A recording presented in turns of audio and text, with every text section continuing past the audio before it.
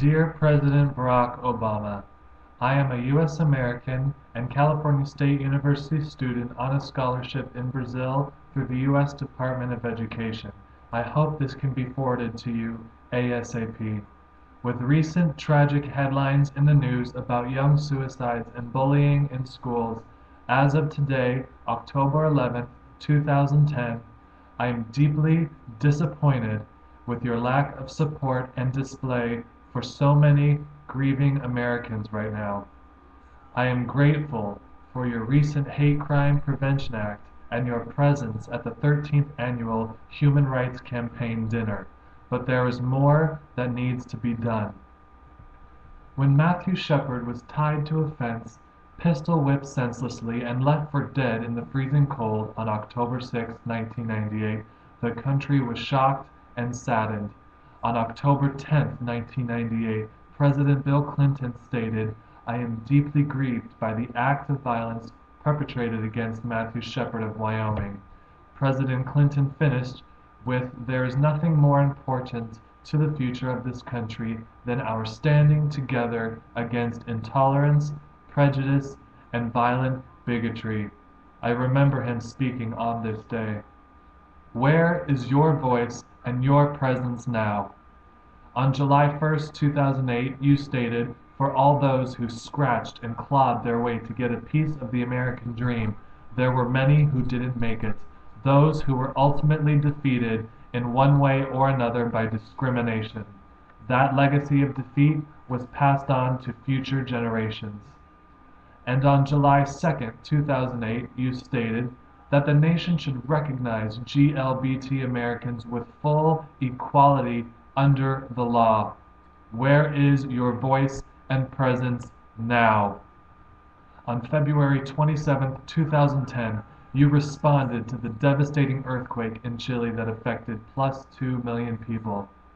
According to American Community Survey in 2005-2006, the U.S. has plus 8.8 million GLBT Americans.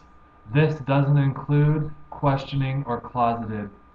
These American citizens are being affected by its own earthquake every day. Where is your voice and your presence now?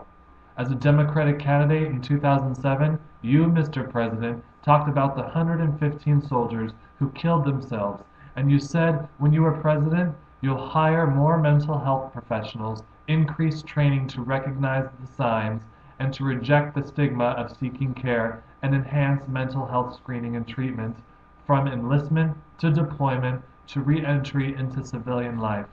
It's time to serve our troops as well as they have served us. The CDC states that suicide is the second leading cause of death among college students, and gay men and gay teens are 6 times more likely to commit suicide than straight men, and this increases during holidays. What about their future and those future servicemen and women? Where is your voice and presence now? President Bush signed into law a bill authorizing millions of grants at preventing suicides among young people, 82 million over 3 years. According to the CDS, 600,000 young people require medical attention for suicide attempts each year. Where is your voice and your presence now? In 1994, Massachusetts Department of Education stated that the average high school student in the U.S. hears anti-gay slurs 25 times a day. For ages 15 to 24, one person dies by suicide every 2 hours and 12 minutes. Where is your voice and presence now? 1 in 6 gay teens have been beaten badly enough to require medical attention. In 1998, National Gay and Lesbian Task Force stated that 28% of gay and lesbians drop out of school because of sexuality. According to the American Foundation for Suicide Prevention, about every 15 minutes a person commits suicide. It's the 5th leading cause of death for 5 to 14-year-olds and the 3rd leading cause of death for 15 to 24-year-olds. My timer is beginning now until we hear from you. How many more lives are we going to lose until you speak up? Or are you willing to help decrease these statistics I am giving? We need your voice and presence now. In 2005, 39% of the gay and lesbian, bisexual, transgendered workers reported discrimination or harassment in the workplace. In 2008, 1,617 hate crime offenses based on sexual orientation biases were reported by law enforcement officials, according to the FBI under the Hate Crime Statistic Act of 1990. We need your voice and presence now. 50-plus U.S. generals and admirals released statements calling on U.S. Congress to repeal the ban on open gay and lesbians in the military.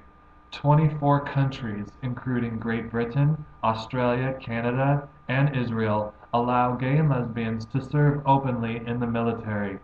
None of those countries have reported morale or recruitment problems. 23 of the 26 NATO nations allow openly gay and lesbian servicemen and women in the military. The United States, Portugal, and Turkey do not. We need your voice and presence now. 30 states passed constitutional amendments or laws explicitly banning same-sex marriage. In 30 states, GLBT citizens can be fired on the basis of their sexual orientation or gender identity without any legal resource. 7 states, Delaware, Michigan, Indiana, Montana, and Pennsylvania, have laws that prohibit employment discrimination solely based on sexual orientation. In 2008, Lambda Legal's poll showed that 90% of people in the U.S. believe gay and lesbians should have the same equal rights. We need your voice and presence now. We need to do more than speak out. We need to make change happen now. The DNC that supported you, Mr. President, for the elections made this recent statement. Statements like "Don't ask, don't tell" should show GLBT community as second-class citizens. And the U.S. Department of Education's Arnie Dunca released a statement about the recent teen suicides and school bullying. President Barack Obama, the American public is fighting a war for our country more than you are. There is a difference between having your own opinion or freedom of speech and being denied or threatened because of who you are. Our future generation needs to hear your voice. It needs you to speak out and show that you care.